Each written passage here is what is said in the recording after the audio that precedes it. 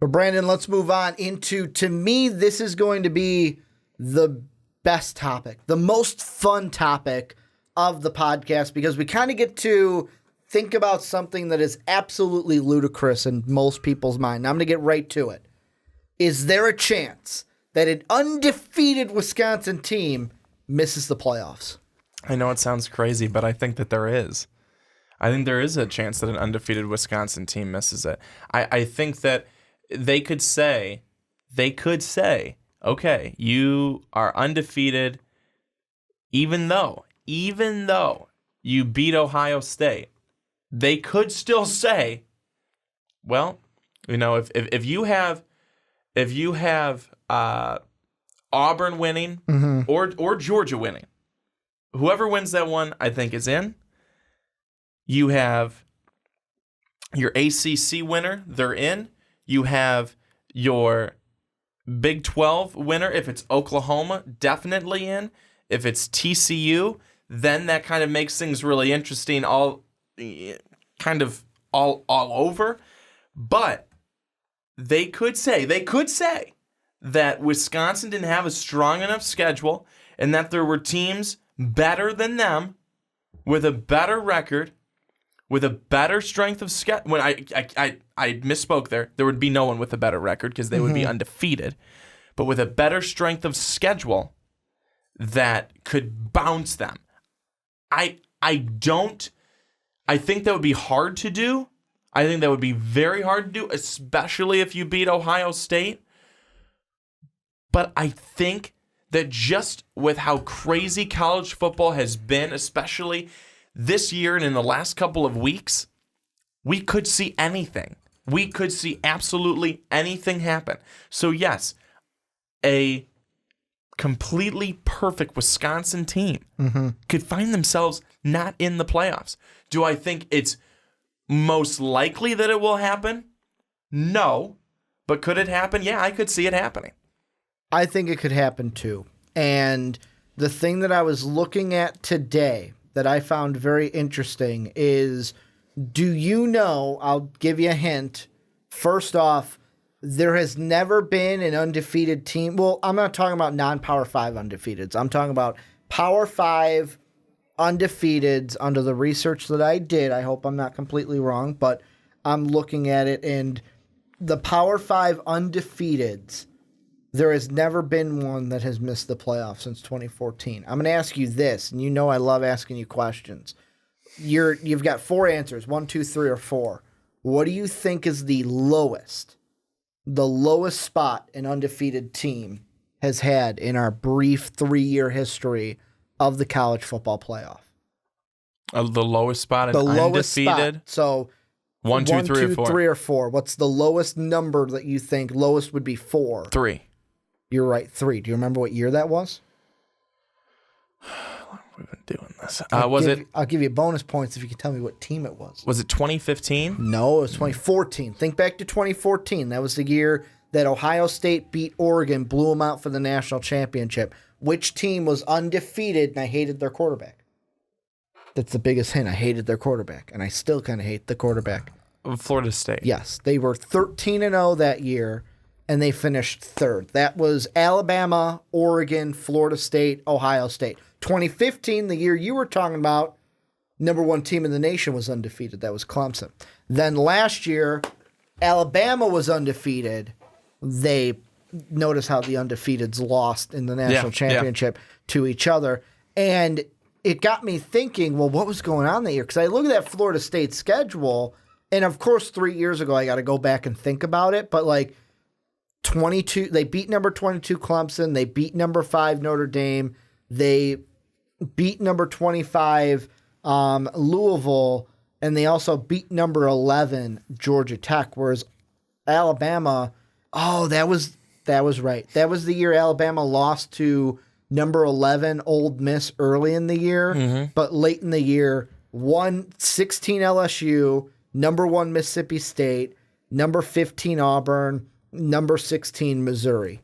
Beat all those teams, finishing out. And then Oregon, they lost beginning of October to Arizona, but beat number 7 Michigan State, UCLA was 18, Utah was 17, Arizona was 7 in that Pac-12 title game. And I bring that up because notice on those teams that I mentioned, the ranked opponents that they have played. Yeah. There were quite a few of them. Yeah, there were lots. Wisconsin would have, up to this point, they will add one this weekend, 2, 3.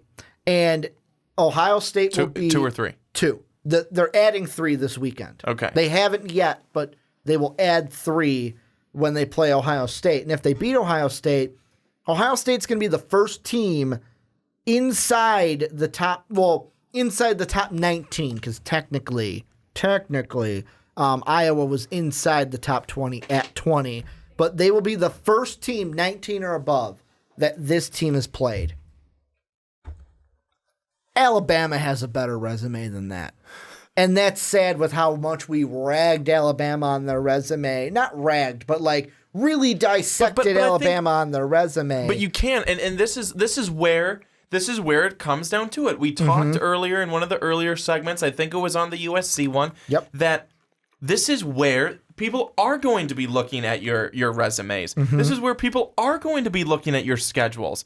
Did you play tough opponents? Did you try to play tough opponents? Because there's some teams who come out and you don't think they're going to be that great, but then all of a sudden when you get to them, you're like, good. They're a good team. We get to play a good team. We knew we were scheduling this game for a reason. But sometimes you have to go out of your way. Like we mentioned, Ohio State has gone out of their way the last couple of years. Scheduling Oklahoma doing the same thing with Ohio State. So those games, it's benefited the team one year and it's benefited the other team another year. So it is crucial when it gets down to this point and you're in the position that we're finding a lot of these teams to be in right now. It's how was your scheduling?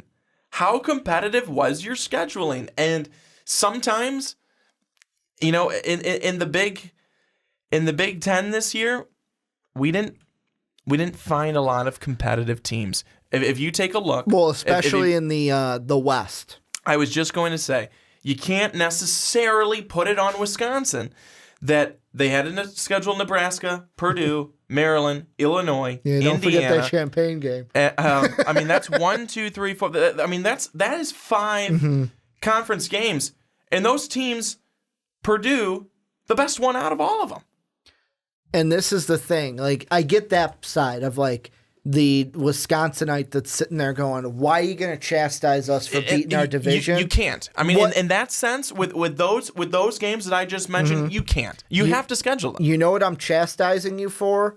Utah State, Florida Atlantic, and BYU.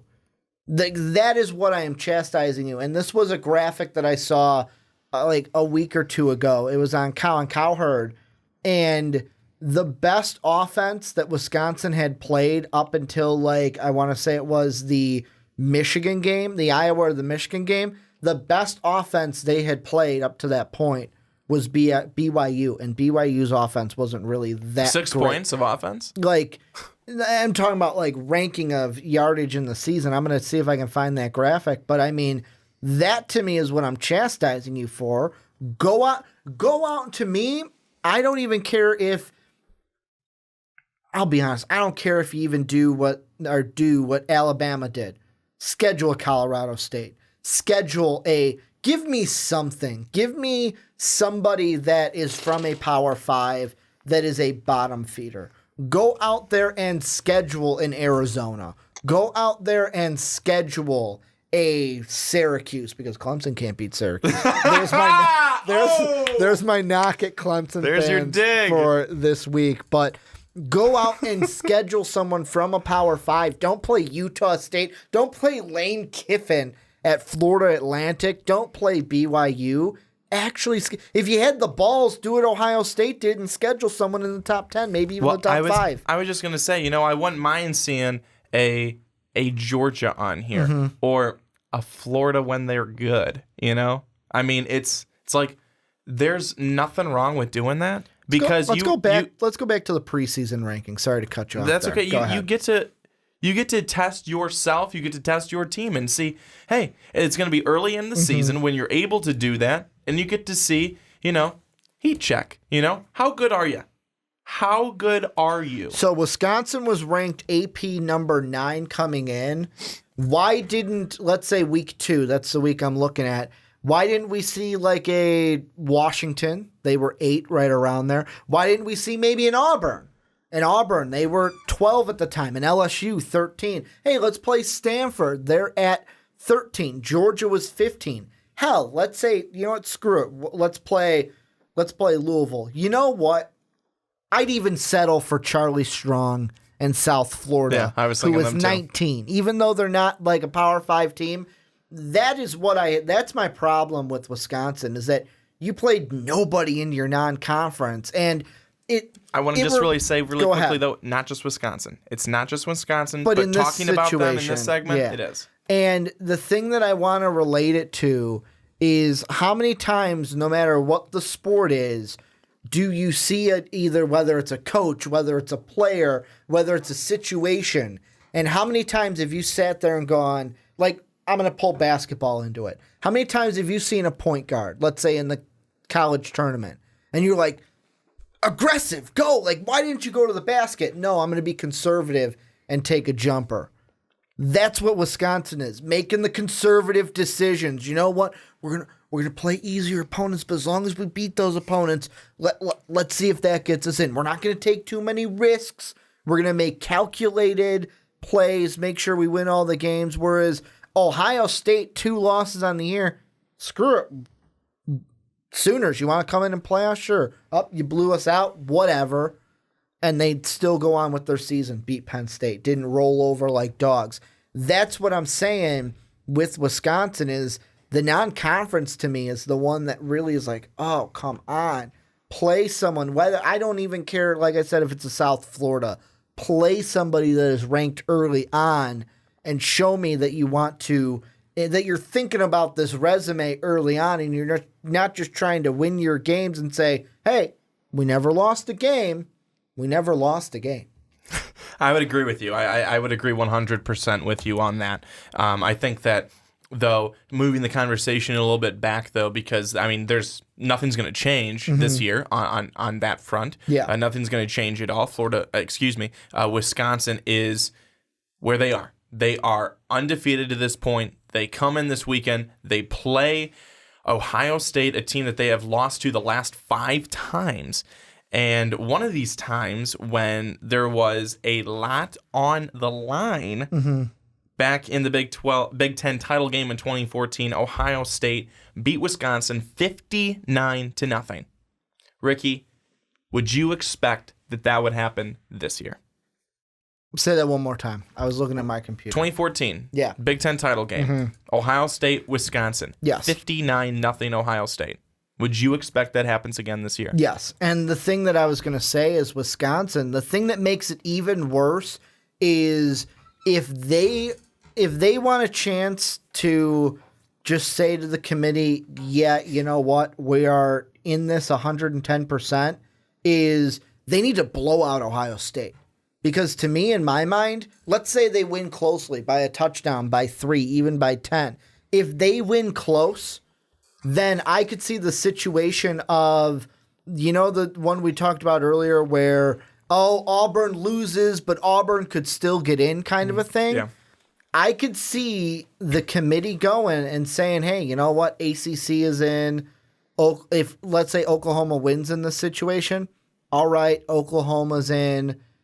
But then when it gets down to like 3 and 4, I could see them going with, okay, Georgia's in, Georgia won, they beat Auburn, and then looking at it and going, you know what, let's not put Wisconsin in because you won, but it was close, and Auburn blew out number 1 teams. They won by multiple scores against number 1 teams, or like Alabama better, like, I don't even want, I would say Auburn, but Auburn at 3 losses, then you put that, could a 3-loss team against an undefeated team really be put in? I would say yes, because to me, like you said, Auburn has been better than Wisconsin this year, and I actually did find the graphic. This was going into the Michigan game, so the rankings might have changed a little bit, but these are offensive rankings from the opponents this year for Wisconsin. coming into that Michigan game that they played. 95th was Utah State. 25th was the was FIU. I think they were, or FAU. They were the best that they played. Lane Kiffin really does some things for you. 120th was BYU. 120th. Then 61st, 78th, 72nd. You've got 111th. 123, that's Illinois. Yeah, I was going to say, how bad are they? 91st for Indiana, and then 116th for Iowa. Not playing high stopping offenses. And I know what you're saying. Well, Ricky, from conference down, they beat their conference. Okay, why are you scheduling then BYU, who's 120th offensively? Because you're playing conservative and you just want to win. And that's why in this title game, they got to blow out Ohio State just to have a chance. Yeah. If they don't blow out Ohio State, there's a chance that a 3-loss Auburn team could get in over them. Yeah.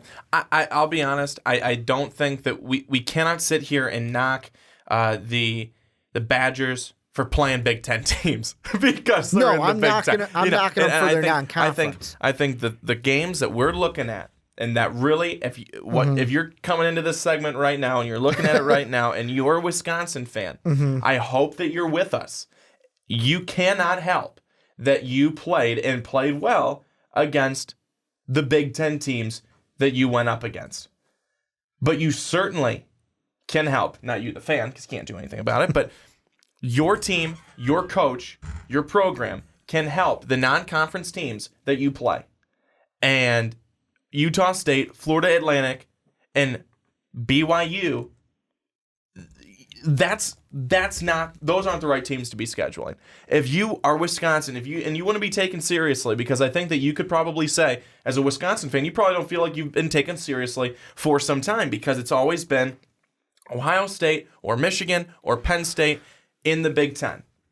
Overall, do you want to know that's what has been happening, because no matter how good you are, no one's paying attention to your side. They're just paying attention to the other side. Do you want to know? I just typed it in. Do you want to know their non-conference opponents for next year? Yes. Western Kentucky at home. Okay. New Mexico at home. Okay. BYU at home. Okay. 2019 at South Florida. There we go. We're cooking. All right. But let's see what Charlie Strong does with that program. Central Michigan at home, Kent State at home. All right, step in the right direction. 2020 is when we'll get our first, okay, this is what we should have seen. Syracuse at home, Appalachian State at home, Notre Dame at Lambeau Field. Yeah. Then 2021 at Syracuse, Notre Dame at Soldier Field, and Army. So it's going to take a couple of years for Wisconsin, but even next year, Western Kentucky, New Mexico, and BYU, come on, you're better than this. You're better than this. It's the way I describe it is it's like your friend that goes out there and he dates girls that are just below his tier, and you're sitting there going, dude, come on. Whether it's she treats him like crap, or if you're into the looks part, she's just not up to par. He's a good-looking guy and she's not.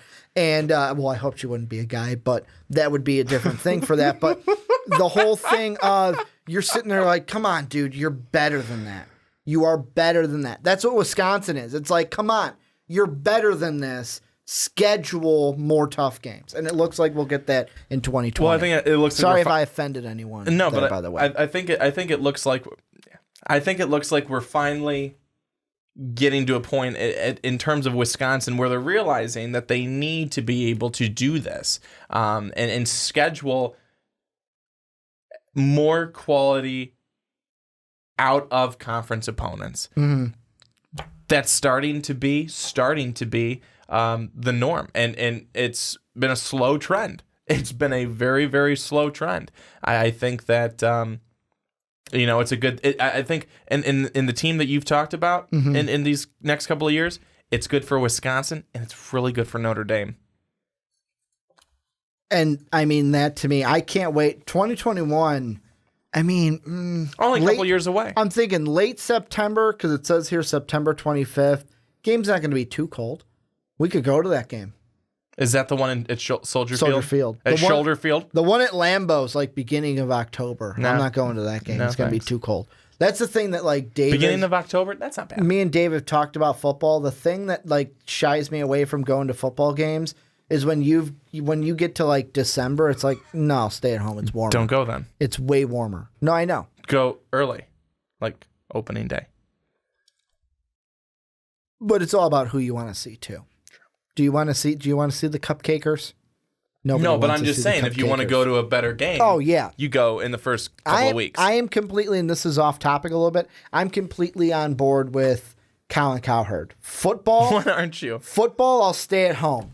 Baseball, I'll go because with a baseball game, It's the summer. It's the summer, but it's also people are gonna say, "Oh, the game's too long." Yeah, but I just sit there and talk to you guys the whole game, and it's like I'm hanging out with you guys, and there's a baseball game, and you can do that. Basketball, you're in basketball, hockey, you're inside. Don't have to worry about the weather. So I mean, that's why with football, it's like you got to worry about the weather, you got to worry about being too cold, you got to worry about it raining. I'll avoid football. I'll watch it on TV. I'm fine in my living room doing that. But this is where you guys come in. Let us know what you guys think down below. Could an undefeated Wisconsin team miss the playoffs? Let us know what you guys think down below in the comment section.